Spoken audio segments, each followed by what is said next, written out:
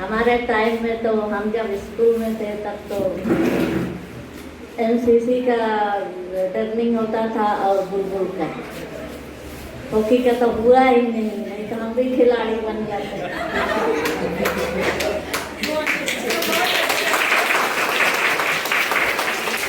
हम बुलबुल के फर्स्ट निकलते थे, हम बहुत जोर लगाते थे। यहाँ हम उस लाइन कॉन्वेंट से मतलब विदेशी सिस्टर लोग थी, उस टाइम मैं पढ़ाई की थी। और हम लोग जब होटल में रहते थे उस टाइम हम लोग को कहीं बाहर निकलने के लिए नहीं दिया जाता था, बस सिर्फ आसमान दिखता था और कुछ भी नहीं। उसके बाद ऐसे ही परीक्षा मतलब वहाँ पढ़ाई करते करते बहुत सीखने को भी मिला। और हमारे बच्चों को आज तक मैंने किसी बच्ची को या बच्चा को कभी भी किसी के पास हम ट्यूशन के लिए नहीं भेजे हैं। हम खुद ब खुद करते हैं। इतना तक हमको मतलब वहाँ का पढ़ाई से शिक्षा मिली। और आगे बढ़ने के लिए भी हम थोड़ा सा सोचे। मेरे पास तो एक ही लड़का है, बेचारा वो मतलब किसान है, वो कुछ नहीं करता है। और इन बच्चों को पढ़ाने के लिए हम सबसे पहले बकरी पाले। इस सलोनी के टाइम में हम कितना बकरी बेचे हैं, फीस देने के लिए, उसका सारा कुछ मेंटेन करने के लिए। नमजन सर बोलते थे हमको कि इसका शरीर का मेंटेन कीजिए, भला पैसा मेरे पास कहाँ से आएगा। बकरी बेचना पड़ता था। और ऐसे करते करते डेबोर्डिंग में चली गई ये बच्ची। डेबोर्डिंग में जाने के बाद में वहाँ पर मतलब हर महीना 500 मिलता था। और उस पैसा मतलब 6 महीना में या साल भर में मिलता था। उस पैसा से अभी मौजूद है सलोनी नाथ।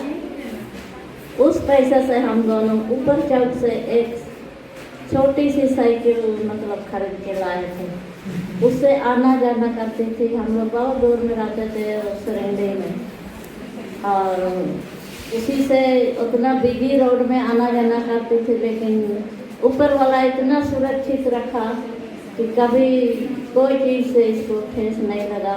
और यहाँ प्रैक्टिस के लिए और स्कूल के लिए आते थे, और फिर शाम को ग्राउंड में जाते थे डेबोर्डिंग में।